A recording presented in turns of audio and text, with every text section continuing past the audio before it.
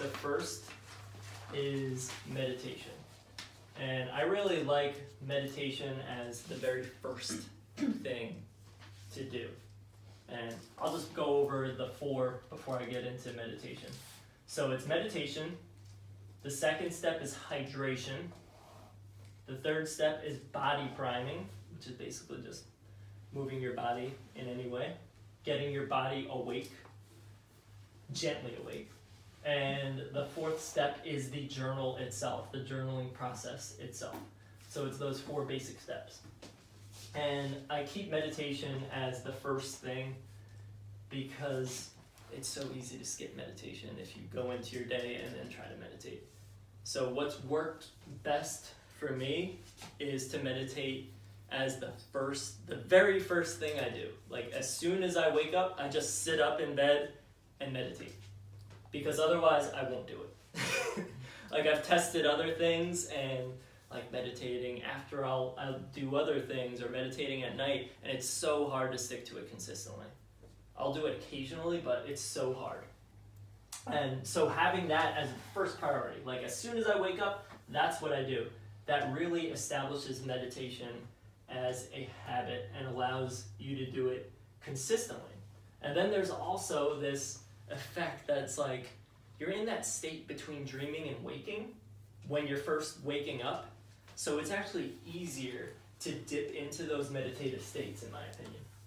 So as soon as I wake up, when I do that, I slide into that stillness or those meditative states that much more easily, as opposed to jumping into the day and being absorbed in action and then trying to slow down all that momentum and go into the stillness of meditation. So I like it for that reason.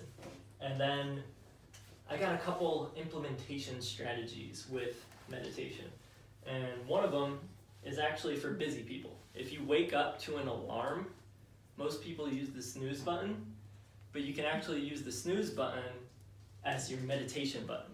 So a strategy that I've used a lot is using the snooze time on your alarm as meditation time. So it's usually, it depends on your alarm, like 7 minutes, 10 minutes or something like that. So you hit that snooze button and then you just sit up and meditate for that snooze time. And when the alarm goes off again, then your meditation's over. So that's a really easy, simple way to meditate because most people are hitting that snooze button anyway.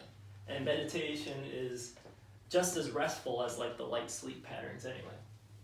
So that's an implementation strategy for meditation. If you wake up to an alarm, do that.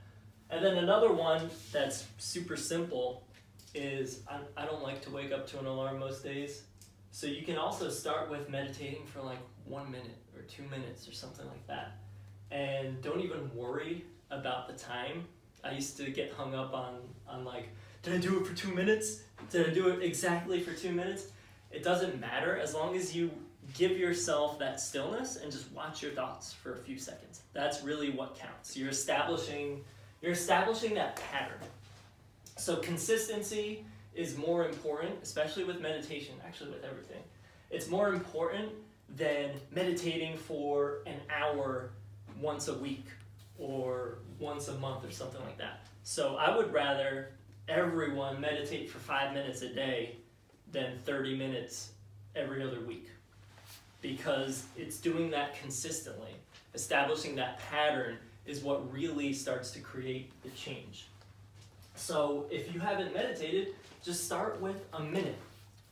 Just a minute. Just a few seconds. You can even do it by breaths. You can do like 10, 20, 21 deep breaths. I like using the number 21. And then with meditation, like here's the simplest way to meditate. It's basically like sitting up, especially if you do it in the morning. Sit up, or otherwise you'll fall back asleep. So sitting up, closing your eyes, and taking some deep breaths into your belly, and then just watching your thoughts. That's it. That's meditation. So just observing your thoughts without judgment. And when I first started meditating, I thought I was doing it wrong, or I thought there was something wrong with me, or I thought meditation wasn't for me, because I would sit there and like crazy thoughts would just cycle around the whole time. Like if I would meditate for 20 minutes, like 19 minutes and 50 seconds were filled with like just dumb stuff. Just that obsessive monkey mind, like thinking about like something someone said to me in high school or something like that. It would just loop over and over and over again. I would just obsess over things. And that's natural because this is usually the first time in most people's lives where they actually start to observe their thoughts. So most people are in this state of unconsciousness where they're in a constant state of thinking. So therefore they're identified with the thinking. And if you're identified with it and possessed by it or immersed in it, you're not going to be able to see it. So once you first meditate and you draw that focus back and have that perspective, then you're able to see it for the first time. Then you're like, wow, like there's crazy stuff going on here constantly. It's just going on and on and on. That's what they call in Zen Buddhism the monkey mind. It's always just chattering. And it does it a lot. I remember I really love floating, going in float tanks, which is it's like sensory deprivation. You go into these tanks that are salted and you lay down and it's dark and there's no sound and you're floating on top of the water because it's heavily salted. And you get into these really, really deep states of meditation because all of your senses are closed off. And I remember one time specifically that I was in this deep, deep state of meditation, like pure stillness. They call it the void. So it was like a peaceful, dazzling void. And I was just pure awareness. And at one point, I remember coming like back to my brain and it was just chattering song lyrics. So there was one like song lyric going over and over again in my head. And like when I came back to that state, I'm like, wow, it's been doing that the whole time. That's crazy. So like, that's just what the monkey mind does. It's always chattering. So with meditation, what we're doing is actually bringing our perspective to that witnessing presence and watching the thoughts. And when you watch the thoughts, you're not feeding it anymore. And when you stop feeding it, you're feeding the, Eckhart Tolle calls it the pain body, but you could view it in any way. You're not feeding those compulsive neurotic thoughts anymore when you're watching it. But if you're immersed in it, you're feeding it and you're giving that momentum. So when you watch it, you're not giving the monkey mind or the ego mind, whatever you want to call it, its food. You're fasting from it. And the more you do that, the more you'll start to see a gap in your thoughts. And this gap between each thought, that is your true self, your essence, source, or again, whatever you want to call it. There's so many names for that. And I noticed within myself, so I started with, it was, when I would meditate, it would be thought, thought, thought, thought, thought, thought, thought, thought, thought, thought, thought, thought, the whole time. And then as I consistently did it, even for a couple minutes a day, after a couple months, and this will vary, so don't expect results in the first few days. So after a few months, I realized that it would be like thought, thought, thought, thought, and there was more of a gap between the thoughts. And in that gap between the thoughts, I was pure awareness, pure consciousness.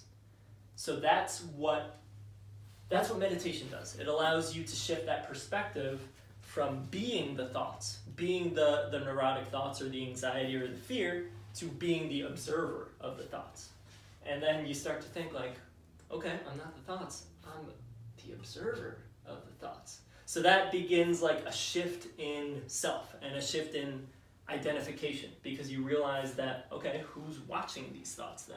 So you start to ask those questions. So it's really tuning into your real self, which leads me to, let's do it. Let's tune into our true self. So I guess that's going to be the theme of this guided meditation. I like doing guided meditations, and I don't like scripting it or coming up with a plan. And when I said that, tuning into your real self or your true self, that's going to be the theme of this. So let's do that. Let's